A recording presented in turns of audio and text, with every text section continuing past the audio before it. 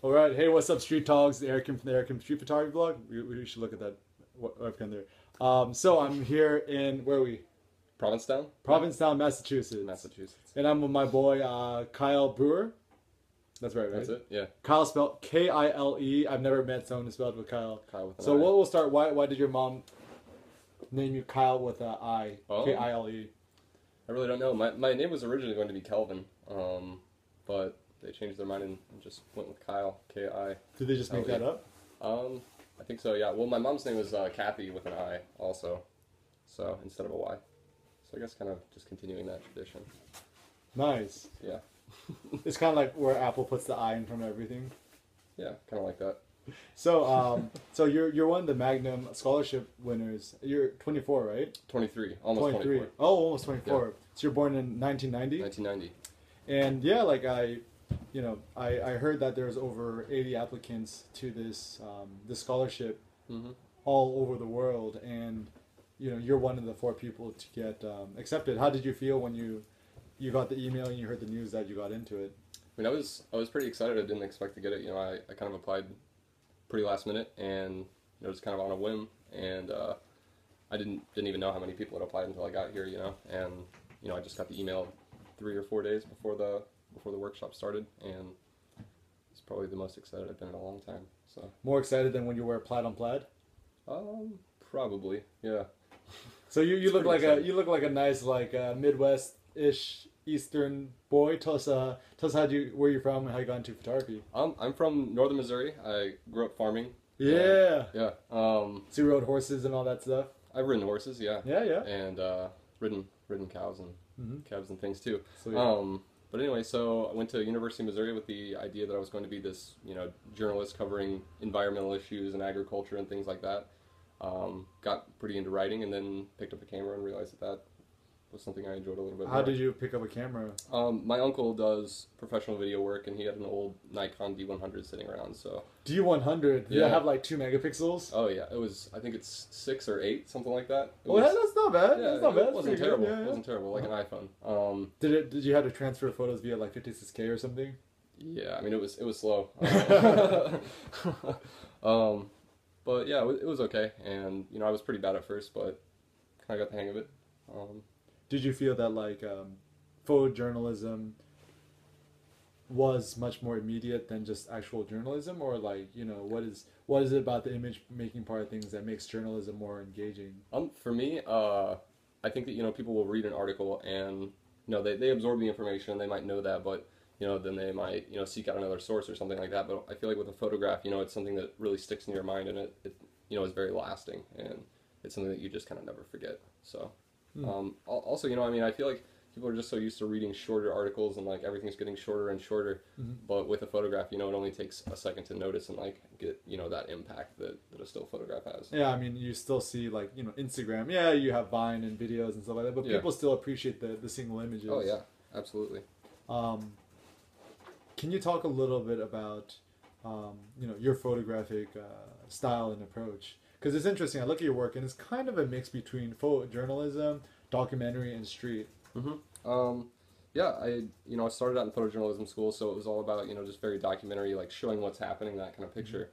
And I guess that was a pretty good base, because it taught me how to go into people's lives and like get very, very deep and learn their story, and get to where I really care about my subjects. And then with influence from some street photographers and people like that, I was able to kind of take that ability to learn from people and record quotes and things that I would do as a writer or as a photojournalist, and then make that more beautiful maybe and more like art. And then I really started focusing on getting the color palettes perfect. And tell us more about your color palettes, because there is a very sense of richness, like, if you don't mind divulging your secrets, how do you get those Kile Brewer photos?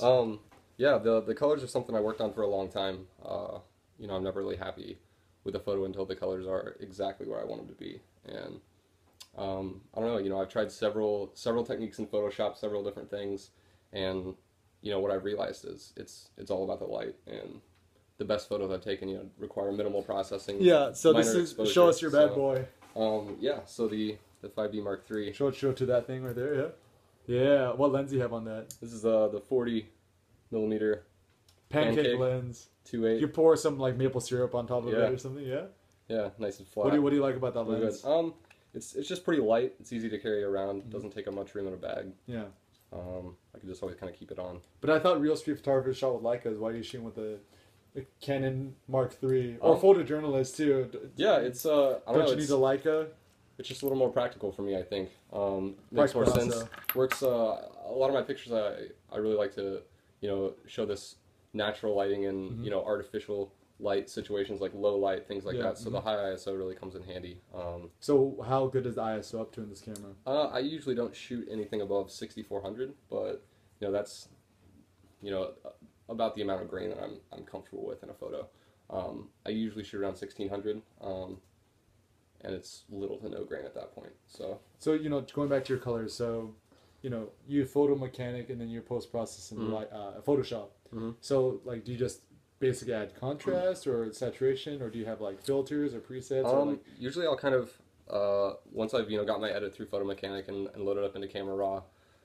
In Camera Raw, I'll adjust white balance first and try to make the colors the way that I remember them and the way that the situation looked. Which is the reason I took the photo in the first place. Usually is because of the color and the light. So once that's done, I'll usually hit the auto button on the exposure and see how that looks. And then from there, if it's just totally horrible, I'll go back to default and just do it all manually. But if it improves the photo, I'll usually take that and then drag the exposure down quite a bit, underexpose it a little bit, and then once I get it in Photoshop, I like to just dodge the highlights a little and dodge certain areas that. So you're doing dodging and burning. Yeah, just in a color. Bit of dodging. In color. Yeah. Do you do what percentage and the size and all that well, stuff? what I've been doing recently, which is a tip that I read somewhere, is I'll create. Listen quite closely. I'll create it's two curves layers, and one will like overexpose a little bit, and one will underexpose, and I'll add a mask to those layers and then paint in for the dodging and burning effect instead of using like just the basic dodge and burn tools. But isn't that cheating? Maybe.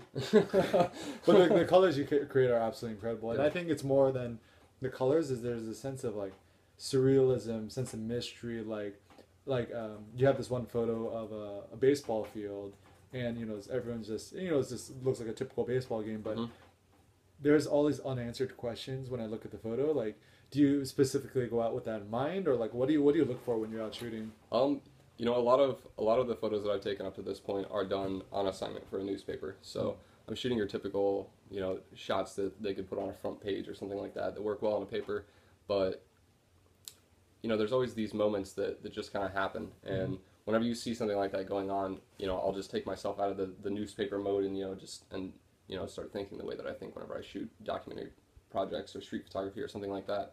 So I'll take a step back and just kind of examine the situation really closely and figure out, the best composition, like where the light's falling, like what colors are best, my exposure, and then just shoot, 3 or 4 frames of that. And then what mode do you usually use on your camera? It kind of depends on the lighting situation and whatever I'm feeling. A lot of times I'll be in manual, but sometimes, in just kind of mix light and bright things like that, I'll do more like spot meter and program mode, something like that. And that seems to work pretty well. Or if I want more control over depth of field and things like that, I'll shoot usually at f8 or f11 in aperture priority. And you also have that big old zoom lens. Yeah, the 24-70. The 2.8. Yeah, the new one. 2.8. It's the 2.8. Yeah, 2. It's very very. Why would sharp. you carry such a heavy, painful lens with you? Why don't you just shoot with the 40 all the time? I like the. The 40 is a good focal length. That's right there between 35 and 50. Which are considered like pretty normal. Like normal field of vision. What you would see with your eyes. But with the 24-70, I have a little more freedom. If there's a situation that's just very fleeting, I can just rack it to 70 and just get the shot. If I need to. And also when I'm doing most of my shooting with that, I'll be very careful to turn it to either 35 or 50, and I don't really use anything other than those 2 focal lengths on the lens. So it's just kind of like having a permanent 35-2.8 and a 50-2.8. So that's pretty sweet. Yeah. Taking a step back, so where did you go to school? I went to the University of Missouri Columbia, Mizzou. I heard it's a half decent program. Yeah, it's okay. It gets rated pretty well. We kind of battle with Columbia University and Northwestern for the top spot, but I think we're probably the best. So a lot of people complain, I live in such a boring neighborhood, this place is like nothing to photograph. Yeah. tell us about photographing in Missouri. Like, I've never been there, but it's very boring. Yeah, it's one of the worst places I'd say. No, I mean it's there's a lot happening, and growing up there, I've kind of developed this outlook on the way that life is in Missouri and the way that people live, and it's very simple. And there's these little moments that I've seen a lot of growing up. Even before I got into photography, I was very into people and like the way that they interact and the way that they like deal with the land and like this sense of like solitude that there is in farming and agriculture. So I really try to show that in situations that aren't necessarily agriculture, but also everything else, because I feel like it's just there's a lot of just time to yourself in a rural community like that. There's a lot of time to think about things. So also tell us about why did you apply for this scholarship, how you find out about it. And it's also interesting because you're coming from a photojournalist background, and this is the workshop you're doing with Constantine Manis is pretty much street photography. Yeah. So can you just share a little bit about first of all, like why you applied for it? Two, how would you describe the difference between, let's say, photojournalism, documentary, and street photography? Mm-hmm. Okay. I applied. I look at the Magnum website almost every day. Yeah. I'll go through phases of being very into like different photographers' work and like trying to pull some inspiration from it. Who are you into? Oh geez.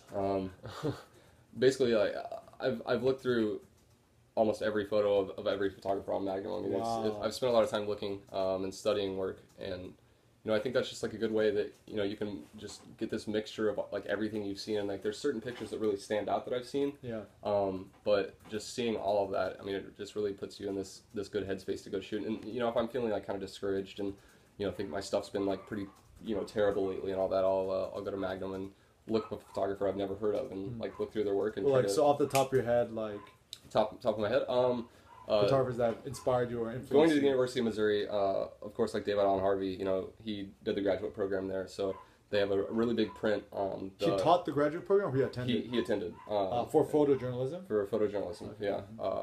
And he, they printed out the big the rocking horse picture with the nude black guy and all that. So it's hanging in the photo lab. So there'd be a lot of times I'd be in there editing and trying to like tweak my colors and make everything perfect. And I'd look up at this photo, and it's just like this great inspiration to me. That's so awesome. I've always really respected his work, and he's definitely someone that I look at more than others maybe. But I mean there's a number of photographers, like a lot of the color photographers, like the more recent.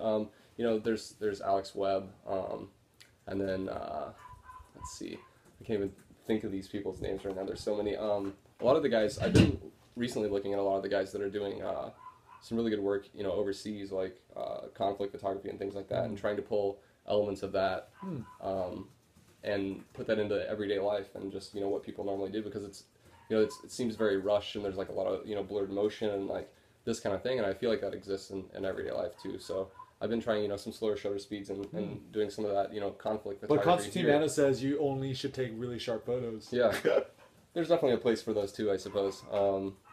And street photography is not something I've really delved into too much before this So workshop, before this workshop, like, what was your understanding of quote street photography?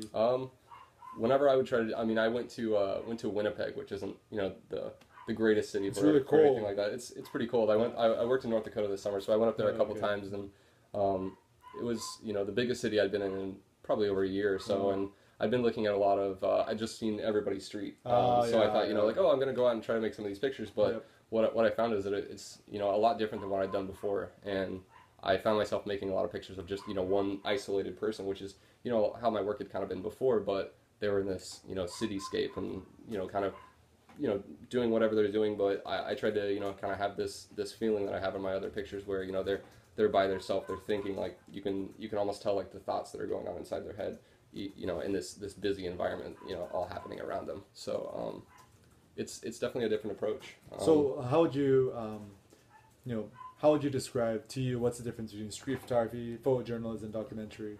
For me, I mean, it's all pretty subjective, like it depends on what newspaper you work at, photojournalism anyway, it's, newspaper to newspaper, they're looking for different photos, but in general, a lot of what they want is pictures of, cute kids, puppies, Double rainbows? Yeah, definitely double rainbows. Those, I mean, that's front Whoa, page. double rainbow. What does it mean? Yeah, front page every time. Yeah.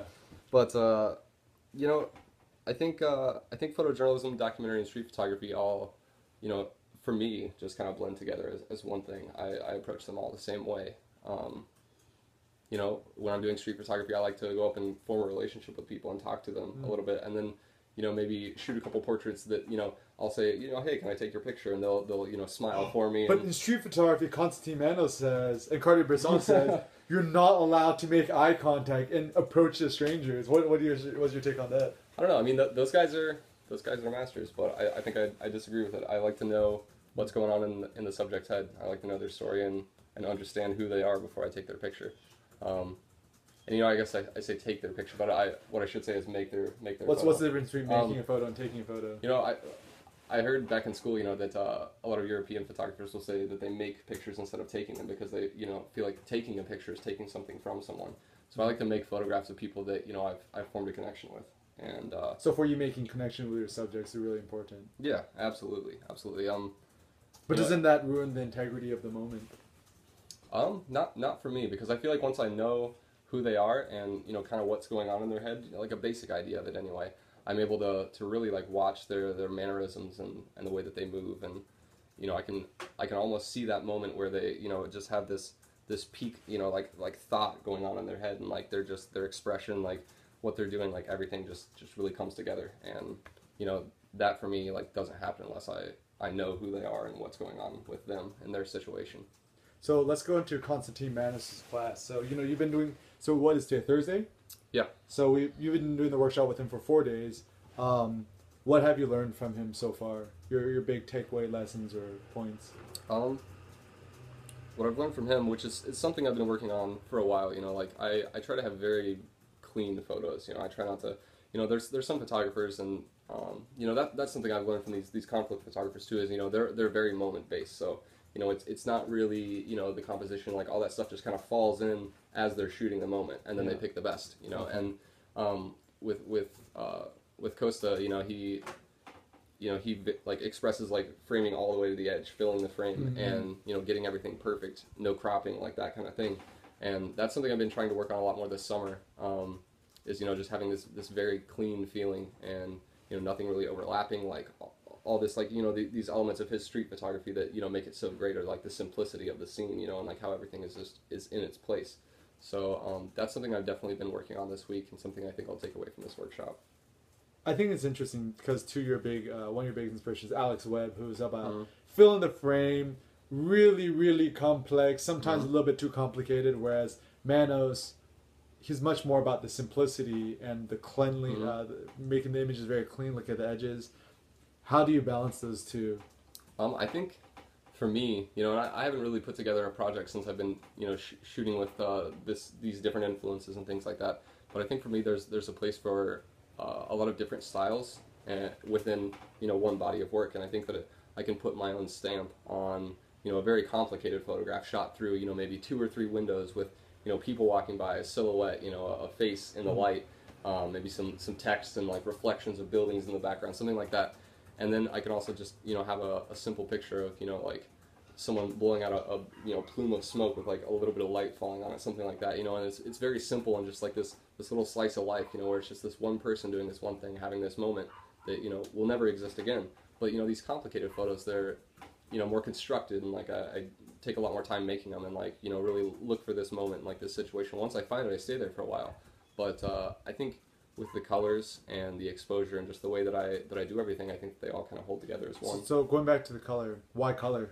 Why color? Isn't black and white more artistic? And I mean, photojournalism and all the masters and Magnum dudes. For me, simply, I see in color, so I like to shoot in color. I like I like my photographs to represent exactly how I saw the scene. And that's basically it. Also, you know, my dad used to watch a lot of Andy Griffith's show. Oh yeah, nice. I could not stand the old black and white TV. Oh yeah, so. No, that must be pretty annoying. So that's another thing, I guess. I don't know, I've just never really been into black and white. You know, the first photo class that we take at Mizzou, we're forced to shoot in black and white. I shouldn't say forced, I guess we're allowed to shoot in black and white. But, you know, it really helps you focus on the contrast and the composition, you know, and like the way that the light's falling on the subjects and things like that. But as soon as I got into color, I mean, I knew that that's what I was going to do. So are you only shooting when the light's good? The more I shoot, the more that I realize that's when the best pictures come. Absolutely. So what times are you lights? You know, are you more of an early morning guy? I'm not a morning person at all. I'm lazy too. I usually till like 9:30, 10, 11ish sometimes. See, I feel like a lot of my best photos have come like after the sun's down, like whenever the, you know, like just very like hot artificial light, like all these different colors and things are happening. So I like to stay up like pretty late. You know, I'll go out to a bar, like a dance club, something like that, and shoot these photos. Whether it's like with an iPhone or your my Mark III, something like that. In this like kind of this grainy, like very colorful, like artificial situation, and you know, people are just very expressive in those situations, especially you know once they have a few drinks in them and things like that. You know, people are just, they act much differently. So I tend to stay up a lot later and shoot photos through the night and then sleep in the mornings, because the morning, you know, it's not that much going on. Yeah, it's not that great. You know, you can shoot a sunrise any morning. You know, just all you gotta do is shoot the sunrise in HDR. Oh yeah, and have a double rainbow. HDR. Yeah. That's a winner. Get a pigeon in the top left corner, right? Yeah, you always have to get the birds. Birds are important. I mean, we've been going to bars a lot the last few nights and staying late and shooting. Is that, you know, you have a very big camera, because I know a lot of people who shoot street photography, they feel very like shooting with a bigger camera with like a DSLR or something. It's like, you know, they feel very self-conscious about it. And you know, obviously shooting subjects for a street or a documentary or whatever. Like, do you ever feel self-conscious when you're making photos? And if so, like, how do you get over that? To build your confidence and courage. I mean, I've only been shooting for about 2 years now, and man, only 2 years. Yeah, there was shit, man. Yeah. Good stuff, dude. Thanks. There was a time, probably about, I don't know, I'd say 6 or 8 months ago, where I was shooting at the Missouri capital, Jeff City. I had a job as a staff photographer there at the newspaper, and I just. You know, there was a situation where I was shooting photos and people were like, this guy kind of was, you know, giving me these looks like he didn't really want me to be shooting his photo and stuff like that. And I thought, you know, like, why am I worried about this? Like, why is this like upsetting me? You know, I should be able to shoot whatever I want. So I just like kept shooting and, you know, just started moving toward him and just kind of confronting him almost with my camera. And, you know, ever since then I just don't care like what people think, or, you know, like if they know that I'm taking their photo, I usually just keep shooting until they look away or do something else, you know, or leave, you know, because they don't want their photo taken, they're not that important to the picture anyway. So. And ultimately, like, what is it that drives you to make photos? Like, why do you photograph?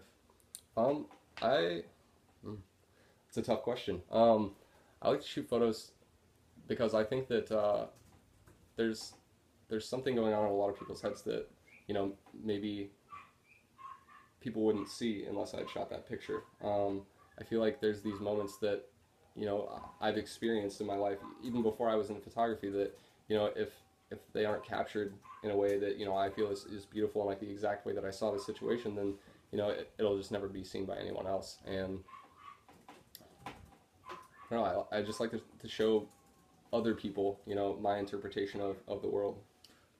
So talking about capturing your interpretation of the world, isn't photojournalism supposed to be more objective in a sense? You know what I mean? Yeah, absolutely. So, you know, I've spent really the last 2 years shooting those pictures of, you know, this is a thing, I shot a photo of it, like this is exactly what's happening. But I've just kind of fallen away from that because I feel like, you know, I'm not the kind of person that wants to, you know, I don't try to have my own shadow in a lot of photos, things like that. You know, I don't want to be like directly involved, but I think that the way that I think about the world is just impacted in almost every photo that I shoot. So, I mean, it just kind of has a place there, I think, for me. If you jumped in a time portal and you started, you reset, boom, 2 years in the past, and you could talk to your past Kyle self, right? Mm-hmm. Like, so you're what, 24 now? Yeah. About to turn 24? Almost, yeah. So you're talking to your 22 or 21 and a half year old self or whatever, said, all right, Kyle, you know, here's some tips about photography that it would have been good for you to know from the start. Here it is. Like, what would you tell yourself? Let's see. I would have probably told myself to simplify things, and I mean, I would have definitely recommended like workshops and things like this, and looking at the work of Magnum photographers and people, you know, because back then I would look at these awful photos and think that they were, you know, just like the pinnacle of photography. Did you see like selective color? Oh yeah. Yeah. I mean, like I was never that into selective color because it was just kind of, you know, a faux pas like already in photojournalism school. Yeah. But you know, that there was a lot of photography. You know, I was very influenced by my classmates because they'd all been shooting since, you know, when they worked at their high school newspapers or something like that. Wow. So I felt, you know, kind of behind. So I would look at a lot of their work and, you know, consider it just like, you know, the highest level of like photojournalism, you know, and I just didn't really look beyond that. So I would have told myself to look at the work at the masters. How did you stumble into Magnum? Like understanding, like most photographers I know don't even know what Magnum is. Like, I think it was probably through the influence of David Allen Harvey and looking at his work, and you know, I tried to collect like every issue of National Geographic that he had photographed, you know, and things like that. Wow. And then I saw an interview with him where he talked about how a lot of the pictures that make it into the magazine, he wasn't necessarily shooting for himself, and you know, it's kind of the same thing that I was doing at newspapers.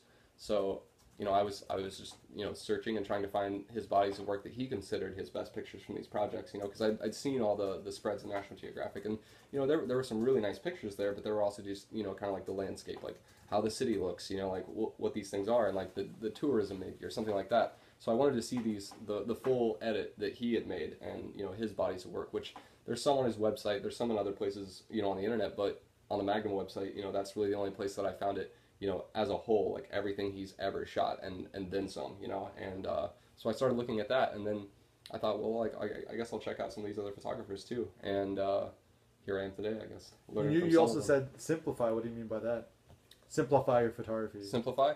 I think I was just trying to, you know, shoot, you know, these ridiculous things, you know, like these, you know, like birds and trees and like all this dumb stuff that just doesn't really make any sense, and I should have just been focusing on, you know, making those connections with people and you know, just like really getting into their life and shooting them as almost like a character in my head, like the way that I perceive their, you know, their personality and like the way that they are, you know, just instead of, you know, trying to create these like overly complicated photos or, you know, like the perfect photo, I just need to really understand the moment and understand what they're going through and capture that.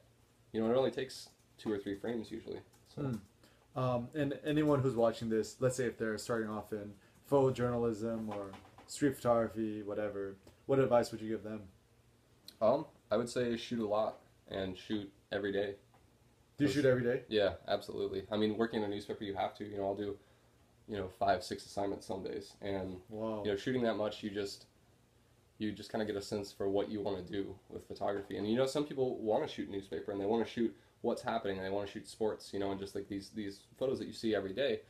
But you know, I feel like there's some of us that get into that. They can shoot those types of assignments and shoot, you know, assignment pictures, but there's something else going on in their head, you know, there's something else out there, and they know that they want to capture that too. And where do you see yourself in the next few years? Or where would you like to be? Where would I like to be? I'd like to be able to make enough off of, you know, freelance work and just, you know, whatever assignments I can get really, and then, you know, take some savings and just be able to travel for, you know, 2 weeks and stay in a cheap motel somewhere and, you know, just kind of live the life of the local people and like get in with some of them and like meet people at the bars or, you know, at their homes or in the street or wherever they're at, and you know, document their lives, and you know, eventually I could have a nice project out of it. Yeah. Well, what I had to say, Kyle. So first of all, congratulations on. I mean, I didn't realize you're only shooting for 2 years. I mean, yeah. You already have, I would say, like a solid set of images for, and it shows really the passion, the drive you have for your photography. And your colors are incredible. I also love your influence of photojournalism documentary applied to your street photography because, you know, I think I do agree. It's all within the same school and the same philosophy. It's all about the story. So if people want to check out more of you, your work, where can people follow you? Find you? You look into the camera right here. Yeah, there. Yeah. So where can people find you? You can find me on my website. It's www.kilebrewer.com. So can you spell that out letter by letter? KILEBREWER. Brewer, like beer brewer. Yeah. Okay. With an ER. And then my blog, which is linked from my website, but it's a Tumblr, so it's the same kilebrewer.tumblr.com. Also Twitter and Instagram at Kile Brewer. So. It's a very complicated system. Yeah. Yeah. Any other last shout outs or things you'd like to mention? I think that's really about everything. Let's see. Shoot every day. Shoot every day. All right, brother. All right. Peace out. Yeah.